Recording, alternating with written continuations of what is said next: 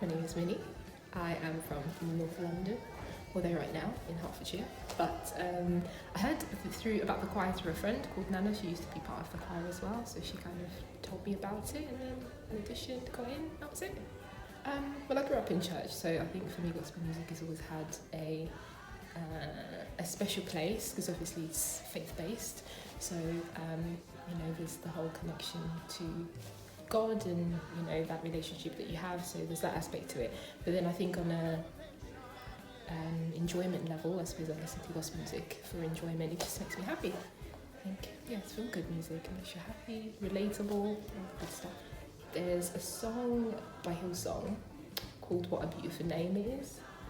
I think that song was probably one of my favourite gospel songs, and I think it's mostly because of the content. I'm very lyric based, like as much as you can have a whole big production, if the lyrics, aren't holding it together. But yeah, the content of that song, I think it just summarises in 5 minutes who God is and what he is and how big he is and all that kind of stuff. So all the things that you love about being a Christian and he just, what's the word I'm looking for? Celebrates the bigness of God and who he is and what he did for us and all that kind of stuff. So that's the song I would say is my favourite. This is a difficult question.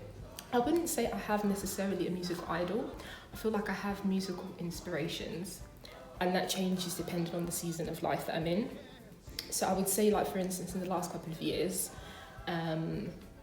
somebody like a group collective called Maverick City, they would be, I would say, my music inspiration the last couple of years. And I would say the reason being is that I think one thing that they've been able to capture so well is having this heavenly collective sound. So when you, obviously, as I said, I'm Christian, so a lot of the questions or answers are going to be faith-based, but when you read scripture, it talks about all these different types of people coming together from different generations, races, whatever.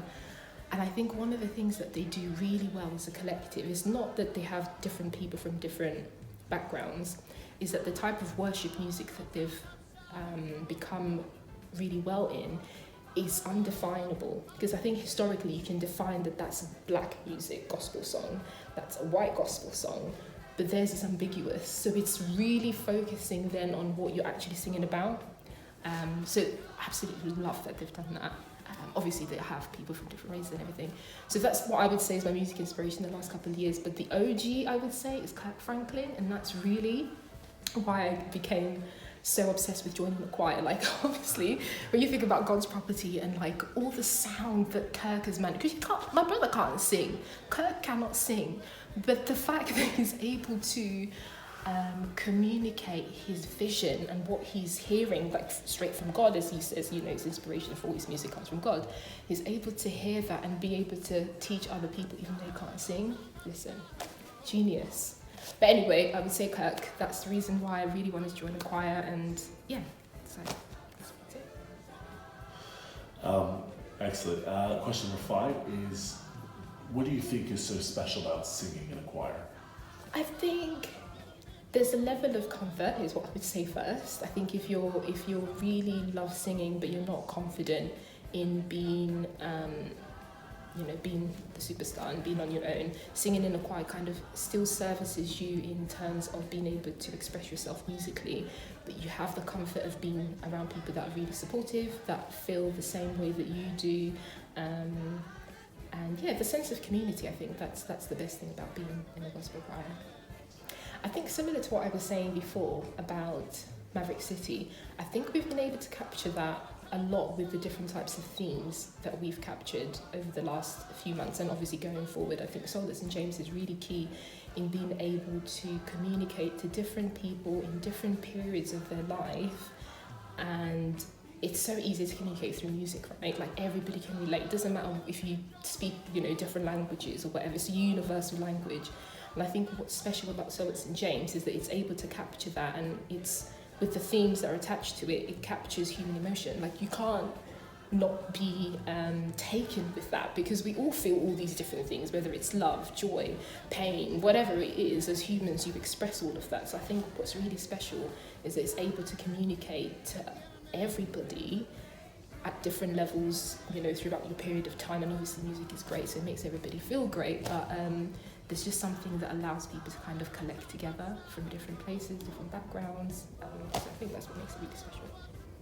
Yeah, I think I would say exactly as I've just described. I think an experience, and mostly an experience that people will not stop talking about, because I think sometimes when you have an experience, it's life-changing enough that you then want to tell other people. So I think if people can leave either uplifted or encouraged, or people come here walking, having maybe a difficult day or whatever. If you can leave feeling a lot better about your day, then I think we've kind of done our job, right?